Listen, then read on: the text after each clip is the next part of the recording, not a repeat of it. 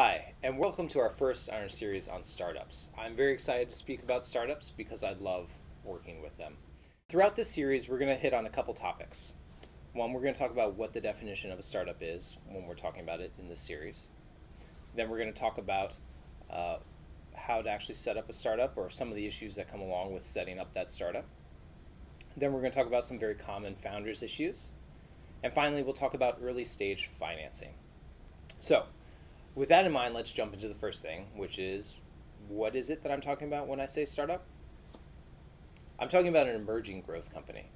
That's a company that's going to grow quickly to take advantage of a market disruption. Now, a market disruption is sort of one of two things. Either one, there's a company with a new technology that's going to create a market out there that doesn't already exist, or it has just a light year better approach, and it's going to perfect basically a market that's already out there. So let's take number one. An example might be Uber. Uber is one of those early innovators out there, connecting people via the phone to ride, to fulfill their need for rides here in the city or just elsewhere. Another example might be Square. Now, some of you, if you've owned businesses before, have taken credit cards. Square is a company that developed a card reader seemingly before anybody else did that. Now, let's talk about the other market disruption that I mentioned, which is a company that's out there that creates a better product that perfects a market. Let's take, for example, Google.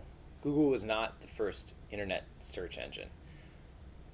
Google came up with a better algorithm and blew away Yahoo and a lot of the other competitors that were out there before. Some of them are around, some of them are not. Another example might be Facebook. Facebook, if you're old enough like me to remember, was not the first social network. There were others out there like Friendster. With that in mind, I love working with startups.